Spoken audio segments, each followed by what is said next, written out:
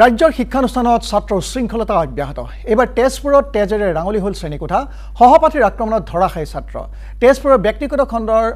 all চেইন্টছ ডায়োচিছন স্কুলত ছাত্ৰক আক্ৰমণৰ ঘটনা সহপাঠীৰ দ্বাৰা বিদ্যালয়খনৰ ষষ্ঠমানৰ অধ্যয়নৰত এজন ছাত্ৰক শ্ৰেণীকোঠাত আক্ৰমণ কৰে সহপাঠী ছাত্ৰই সামান্য কথাতে কাজিয়াৰ সূত্ৰপাত হোৱাৰ মুহূৰ্ততে পানীৰ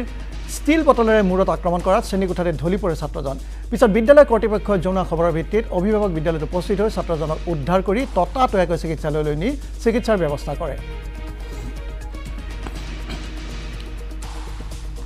ৰাজ্যত শিক্ষানুষ্ঠানত ছাত্ৰ উশৃংখলতা অব্যাহত আছে আৰু এইবাৰ তেজপুৰত তেজেৰে ৰাঙলী হল শ্ৰেণীকোঠা সহপাঠীৰ আক্ৰমণত ধৰাশায়ী ছাত্ৰ তেজপুৰৰ ব্যক্তিগত খণ্ডৰ অল চেইন্টছ ডায়োচিছন স্কুলত সংঘটিত হৈছে এই আক্ৰমণৰ ঘটনা বিদ্যালয়খনৰ ষষ্ঠমানত অধ্যয়নৰত এজন ছাত্ৰক শ্ৰেণীকোঠাত আক্ৰমণ কৰে সহপাঠী ছাত্ৰই সামান্য কথাতে কাজিয়াৰ সূত্ৰপাত হোৱাৰ মুহূৰ্ততে পানীৰ ষ্টিল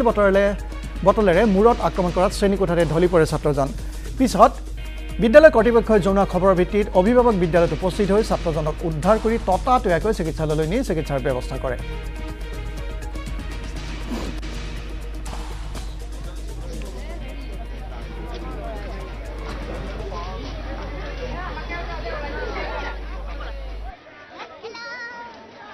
এটা 6 পিৰিয়ডত হ'ল এটা ল'ৰা আন এটা ল'ৰাক পানী বটল দি মাৰিলে জোৰকে মাৰিলে তাৰ জোৰকে তেজ ওলাইছে তো আমিতো এটা একো কৰিব নোৱাৰো কৰ্পৰেল পানিশমেণ্টটো একো দিব নোৱাৰো কিন্তু আমি এইটোৱে বিচাৰো যে ল'ৰা বাৰে বাৰে কাজিয়া কৰি থাকিব নালাগে সেইটোৱে কম আমাক আহি পেলাই ইমিডিয়েটলি কৈছে আমি ফাৰ্ষ্ট এডটো লগাই দিছোঁ এতিয়া যোনে কৰিছে তাৰ ওপৰত একশ্যন ল'বই লাগিব বটলেদি মূৰত মাৰিলে মাৰাৰ কাৰণে তাত তেজ বহি গ'ল স্কুলৰ পৰা মোৰ এটা ফোন আহিল ফোন কল কৰি ক'লে যে আপোনাৰ ল'ৰা ভৰিত দুখ পাইছে আপুনি লৈ যাব সি তেজেৰে পূৰা তেখেতৰ চাৰ্ট পেণ্ট বেগ গোটেইখিনি তেজেৰে ভৰা অফিচ ৰুমত বহাই থৈছে এনেই তেজত এনেকৈ হাত দি থৈছে এই মূৰত একো ট্ৰিটমেণ্ট নাই মই স্কুল কৰ্তৃপক্ষক ক'ব খুজিছোঁ যে আপোনালোকে ফাৰ্ষ্ট তাক যি হৈছে কোনে মাৰিছে কি মাৰিছে স্কুল ভিতৰটো আমি পাছত চাম আগতে তাক ট্ৰিটমেণ্টটো দিব লাগিছিল এনেধৰণে একো নকৰি কেনে মোক আকৌ মিছগাইড কৰিলে কৰ্তৃপক্ষৰ পৰা আমি কি আশা কৰিম আমাৰ ল'ৰা ছোৱালীক কেনেকৈ ছেফ বুলি ভাবিম যিমানখিনি ফি ষ্ট্ৰাকচাৰ গোটেইখিনি আমি দিওঁ গোটেইখিনি যাতে ভাল ল'ৰাটো এটা ছেফ থাকে আজি এনেকুৱা অৱস্থা হৈছে যে পৰৱৰ্তী কাৰ কোনো ছেফ বুলি বস্তুটোৱেই নাই এতিয়া ল'ৰাটো এডমিট হৈ আছে বিকে মেমৰিয়েলত এতিয়া প্ৰশাসনৰ বিষয়ত মই গোচৰ তৰিম যাতে পৰৱৰ্তী সময়ত তেখেতৰ এনেধৰণৰ কাৰ্যকলাপ নহয় আৰু এই মুহূৰ্তত আমি ফোনযোগে সংযুক্ত হৈছোঁ আমাৰ তেজপুৰৰ senior bureau' chief Pulak Kumar ডেকাৰ সৈতে পুলক কুমাৰ ডেকা দেখা গৈছে ৰাজ্যত এটাৰ পিছত আনটো এনেধৰণে ছাত্ৰ উশৃংখলতাৰ ঘটনা সংঘটিত হৈ আহিছে কিন্তু এনেবোৰ ঘটনাৰ পৰা আচলতে ছাত্ৰসকলে ছাত্ৰ সমাজে কোনো ধৰণৰ শিক্ষা লোৱা নাই আজিৰ এই ঘটনাটো কিদৰে সংঘটিত হ'ল আৰু শেহতীয়া কি তথ্য আছে আপোনাৰ ওচৰত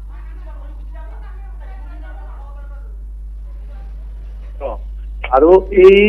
কণমানি ছাত্ৰ এগৰাকীক আন এগৰাকী সহপাঠীয়ে বিদ্যালয়ৰ শ্ৰেণীকোঠাতে আক্ৰমণ কৰে আৰু তেজেৰে ৰাঙলী কৰে শ্ৰেণীকোঠা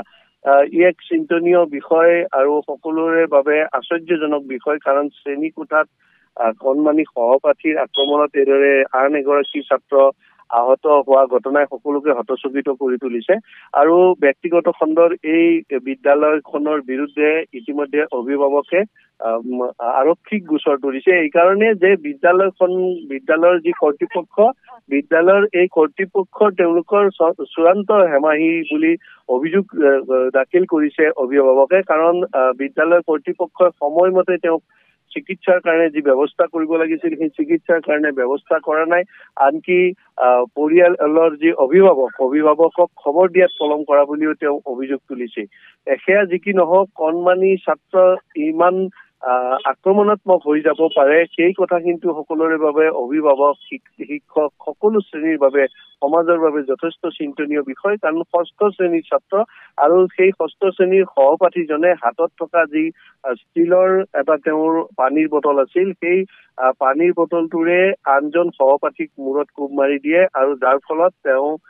গুৰুতৰভাৱে আঘাতপ্ৰাপ্ত হয় তেওঁক ততাতৈয়াকৈ এখন ব্যক্তিগত নাৰ্ছিং হোমত ভৰ্তি কৰোৱা হয় তেওঁক চিকিৎসা প্ৰদান কৰা হয় আৰু বৰ্তমানে চিকিৎসা অব্যাহত আছে আৰু চিকিৎসকে ইতিমধ্যে MRI আদি যি পৰীক্ষা কৰিব লাগে সেই পৰীক্ষাৰ কাৰণে ব্যৱস্থা গ্ৰহণ কৰিছে আৰু মূৰত যিহেতুকে আঘাতপ্ৰাপ্ত হৈছে গতিকে যথেষ্ট চিন্তনীয় বিষয় আৰু অভিভাৱকো এই ক্ষেত্ৰত যথেষ্ট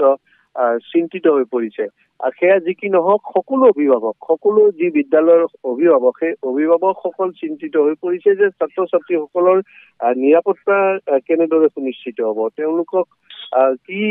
সাহসত বিদ্যালয়লৈকে এই ধৰণে প্ৰেৰণ কৰিব কাৰণ বিদ্যালয়ৰ বাহিৰত ঘটনা ঘটা নাই বিদ্যালয়ৰ শ্ৰেণীকোঠাৰ ভিতৰতে এনেধৰণৰ ঘটনা ঘটিছে তাকো আন এজন সহপাঠীৰ আক্ৰমণত বা সহপাঠীজনৰ আক্ৰমণত এই ছাত্ৰজন এই ধৰণে আঘাতপ্ৰাপ্ত হৈছে স্বাভাৱিকতে বিদ্যালয় কৰ্তৃপক্ষ আছিল শিক্ষকসকল আছিল তেওঁলোক থকাৰ পিছতো কি ধৰণে এনেধৰণৰ ঘটনা সংঘটিত হ'ব পালে তাকে লৈ কিন্তু এতিয়া প্ৰশ্ন উঠিছে বনদীপ ধন্যবাদ জনাইছো পুলক কুমাৰ ডেকা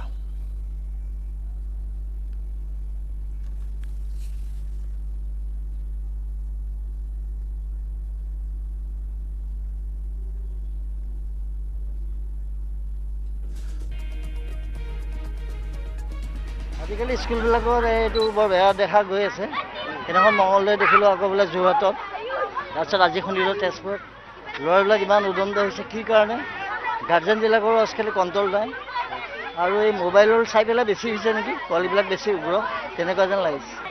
উপায় মানে মাক বাপেকৰ শাসনৰ বাহিৰে বেলেগ কথা নাই স্কুলততো এইটো ইমানখিনি চাব নোৱাৰে ন মাক বাপেক অলপ চাব লাগে বেছি এৰি দিয়ে ল'ৰা ছোৱালীবিলাক প্ৰশাসনে নিজে চাব লাগে যে আজি স্কুলত এইটো প্ৰথম হোৱা নাই ছেকেণ্ড বা থাৰ্ড টাইম হৈছে এইটো নিজে সিহঁতক চাব লাগে অলপ মোৰ এইটোৱে আছে ৰিকুৱেষ্ট স্কুল এডমিনিষ্ট্ৰেশ্যন পুৰা সিহঁতক এইটো চাব লাগে এইটো সদায় কিয় হৈ আছে এইটো ফাৰ্ষ্ট টাইম নহয় মই শুনিছোঁ ছেকেণ্ড বা থাৰ্ড টাইম হৈছে প্ৰথমতে ঘৰখন তাৰপিছত স্কুলতো প্ৰেৰ সময়ত মই যিটো ভাবিছোঁ প্ৰাৰ্থনাৰ সময়ত এটা শিক্ষা দিয়া ভাল সকলোৱে তেওঁলোকক এটা যাতে 5 মিনিট সময় হ'লেও এইবিলাক ঘটনা যাতে নহয় তেওঁলোকক যাতে শিক্ষা দিব পৰা যায়